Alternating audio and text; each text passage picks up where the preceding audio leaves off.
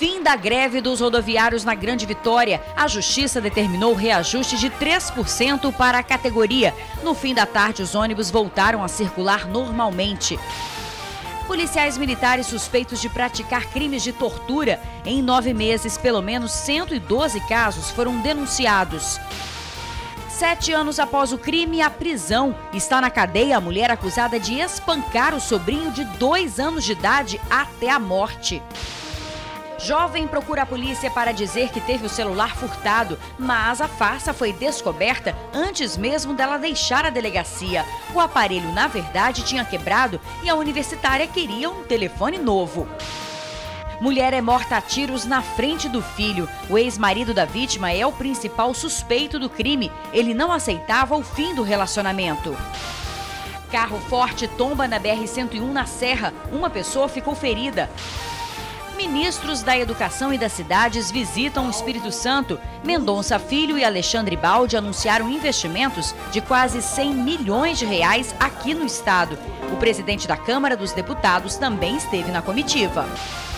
Transformaram o espaço e também a própria vida. A escadaria histórica foi reformada por detentos. O trabalho ajuda na ressocialização de quem está prestes a ganhar a liberdade. O Tribuna Notícias volta em instantes.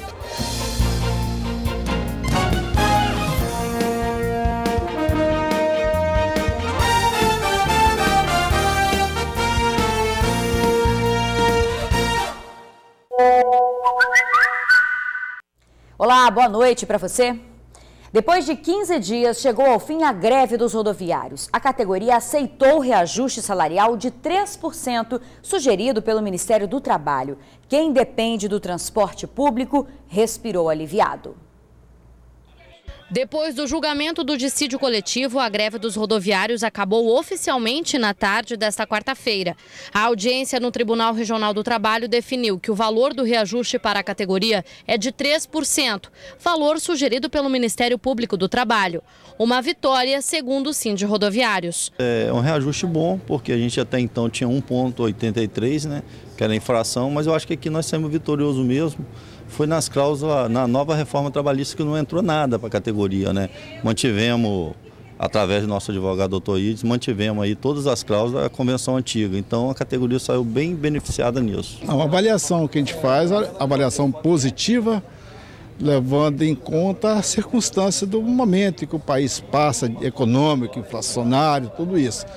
Nós, diante da inflação de 1,83, nós tivemos 3% de reajuste, foi uma vitória. Além do reajuste, a Justiça determinou que os dias de greve não serão descontados do salário. A não aplicação da reforma trabalhista na sentença foi outro ponto comemorado pelo Sindicato dos Rodoviários. Nosso medo era que entrasse uma compensação de hora, que entrasse uma jornada reduzida. E nada disso veio para a nossa categoria. Então, nós saímos daqui vitorioso e feliz. Para o Tribunal Regional do Trabalho, uma decisão que beneficiou tanto as empresas quanto os trabalhadores. Foi bastante positiva essa decisão, né? Pôs fim à greve, o tribunal exerceu o poder normativo, né, que a Constituição lhe confere, e acredito que foi uma decisão razoável e equitativa.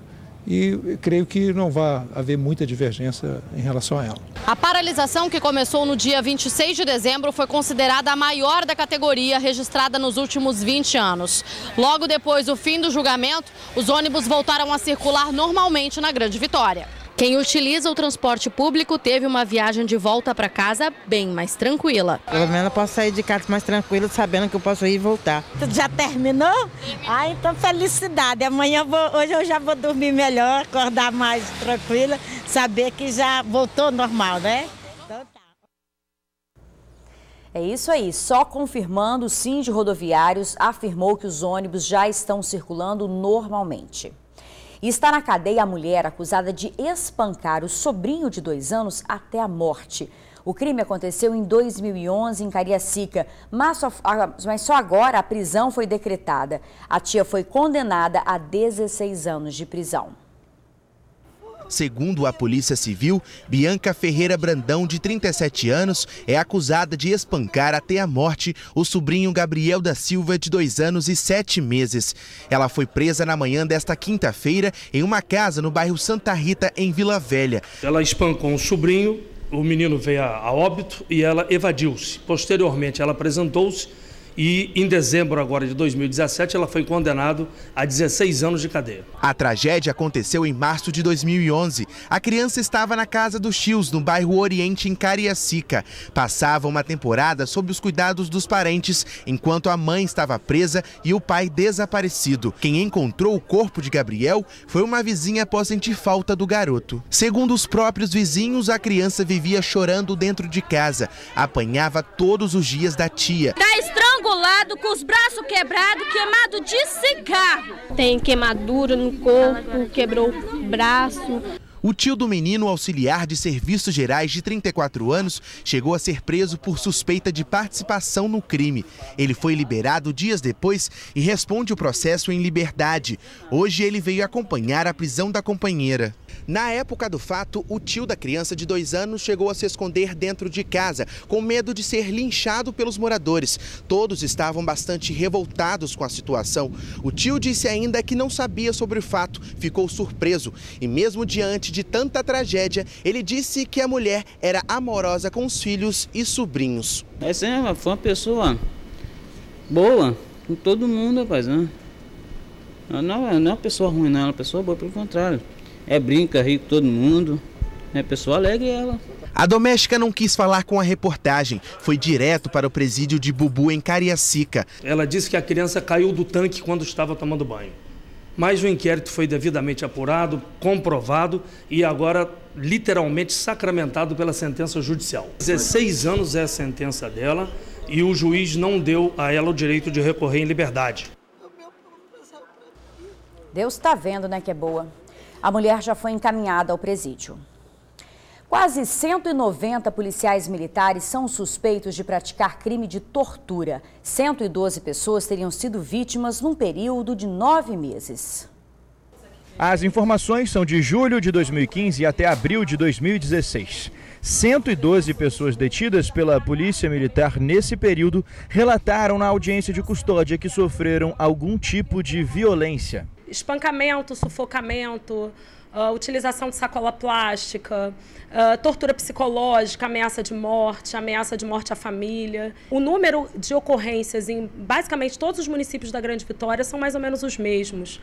Os relatos são dos próprios presos, que em sua maioria, 90%, foram detidos por crimes patrimoniais, roubo ou furto e também por tráfico de drogas. Espancar uma pessoa no ato da prisão, isso é crime, né? Então a gente verifica que esses espancamentos, esse crime que é cometido por esses agentes públicos, supostamente cometido por esses agentes públicos, eles têm uma gravidade em abstrato maior do que um crime que é cometido sem violência e grave ameaça, por exemplo. De acordo com a Comissão de Direitos Humanos, 21 dos 112 relatos tiveram provas.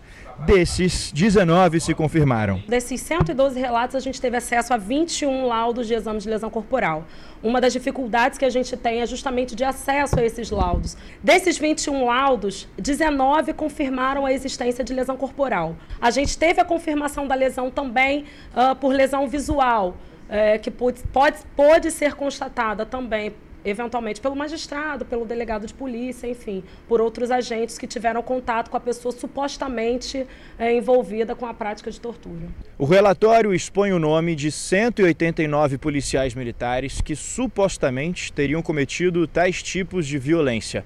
O objetivo, de acordo com a Defensoria Pública do Estado, é rever os procedimentos e também combater e prevenir a tortura durante as abordagens policiais e as prisões em flagrante. É importante nos atentarmos para isso.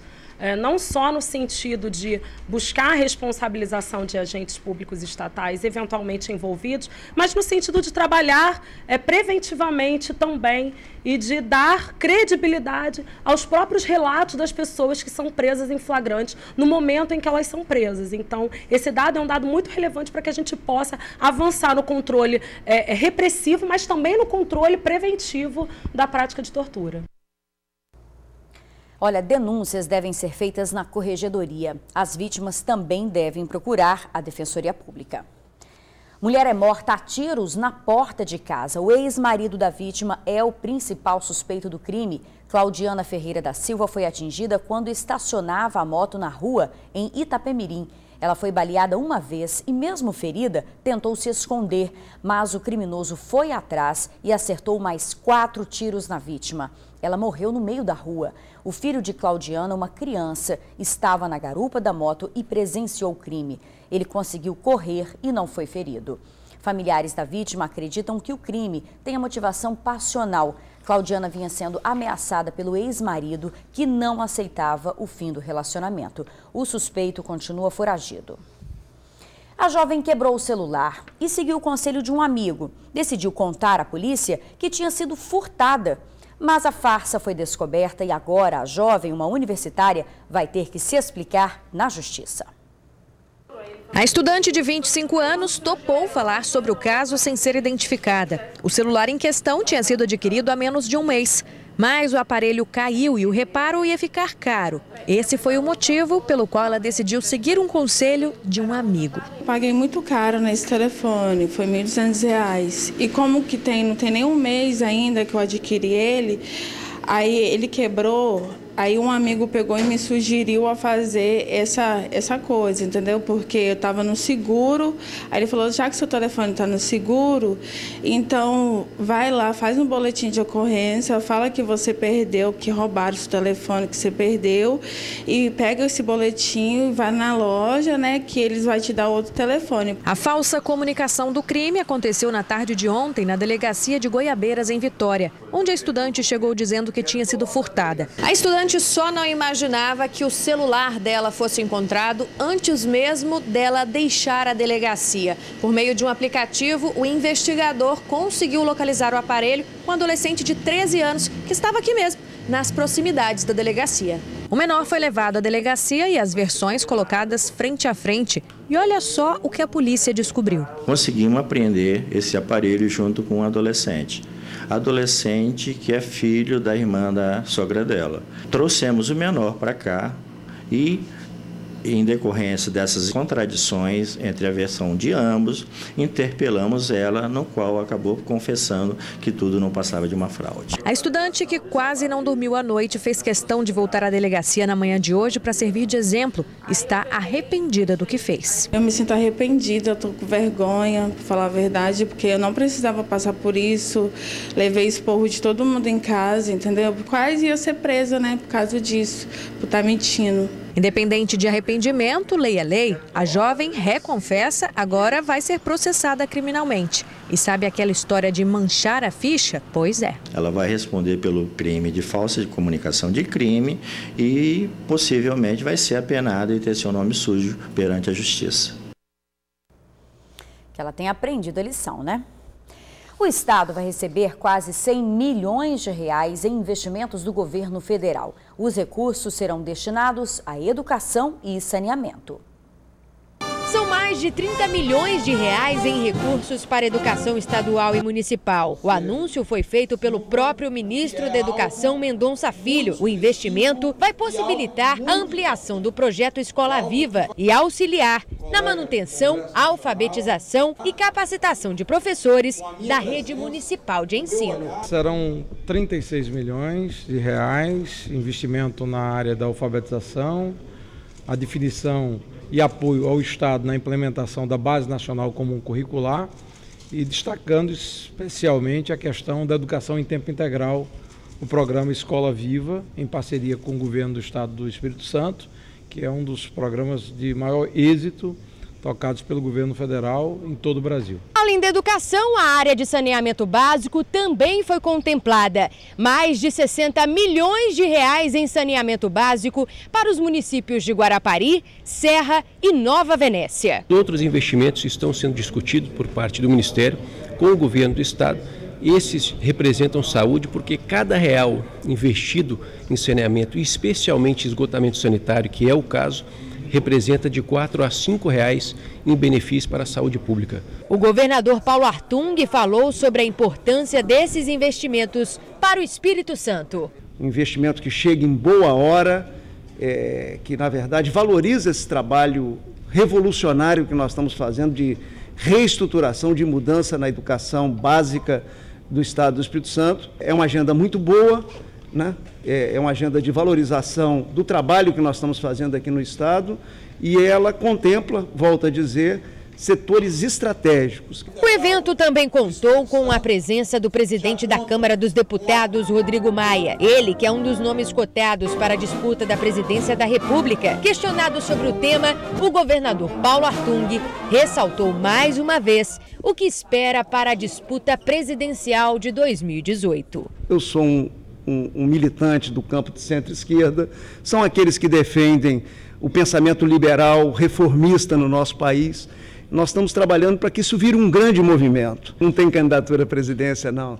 O que tem é um trabalho da gente fazer um movimento que organize o centro da política brasileira, né? O ministro da Educação também falou sobre a situação da UFES. Ele disse que a universidade recebeu 100% dos recursos nos últimos 2 anos. Acidente envolvendo um carro forte na BR-101 na Serra. O veículo tombou na altura do bairro Planalto Serrano. Uma pessoa que estava no carro forte sofreu ferimentos leves. A vítima foi encaminhada para o Hospital Estadual Jaime Santos Neves, na Serra. O trânsito não precisou ser interrompido na rodovia. As causas do acidente não foram divulgadas. O trânsito agora já está liberado.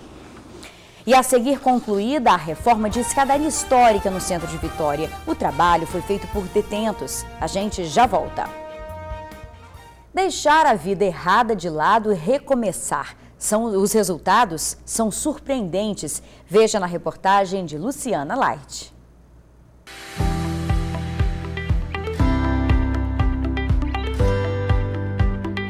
No centro da capital, a escadaria Maria Ortiz ganhou agora contornos mais alegres. Um dos pontos históricos mais famosos de Vitória foi revitalizado pelas mãos de detentos do sistema prisional capixaba. Foram meses de muito trabalho e aprendizado. Um processo demorado, mas que traz bons resultados. Todos os que aqui estiveram passaram por bancos escolares, passaram por processos de capacitação, muitos dos quais jamais haviam trabalhado nessas atividades, e é um orgulho muito grande quando a gente vê que nós conseguimos dar para ele mais uma ferramenta para ele lidar aqui com o dia a dia da sociedade. O sistema prisional capixaba conta hoje com 20 mil detentos. Desse total, cerca de 2.900 estão compondo as frentes de trabalho. É um sistema desenvolvido pelo Estado que capacita os presos e os prepara para serem reinseridos na sociedade. Ensinar e capacitar detentos é um trabalho constante. Enquanto cumprem suas penas e zeram suas dívidas com a sociedade, descobrem no trabalho honesto uma vida mais digna, uma chance de recomeçar do zero e escrever uma nova história. Primeiramente, a gente agradece muito a Deus, por estar recebendo essa oportunidade. A gente tem que abraçar ela o máximo que a gente puder, para a gente não estar voltando para onde a gente se encontrava, né? Nós estávamos fazendo coisas erradas, agora estamos fazendo praticamente coisas boas para a nossa sociedade, né? Para reverter o que a gente estava cometendo no passado, né? Então isso aí é um ponto de esperança para mim, que um dia eu posso ter uma vida melhor, né? Seja fora ou dentro dos muros prisionais, o que não faltam são exemplos de que todo mundo tem um talento escondido. Prova disso são esses polvos de crochê feitos dentro de uma prisão e que vão direto para bebês internados na UTI neonatal. Quando tivemos a oportunidade de efetivamente começar a produzir, todo mundo achou muito legal e muito importante essa nossa participação nesse projeto. Para quem está do lado de fora, conhecer a história dos presos e vê-los trabalhando faz crescer a certeza de que todos têm direito a uma nova chance. Eles começaram a desabafar com a gente, falando que uns queriam mudar de vida, conseguir uma profissão boa, assim como as que eles estavam tendo aqui. Então, acho que foi uma coisa muito boa. Botando eles para trabalhar, eles vão ter uma ajudinha, vão saber o que fazer, já sair com um pensamento bom de querer fazer o bem, não querer praticar mais o mal, fazer o bem, começar a ajudar a sua família, ajudar a si mesmo.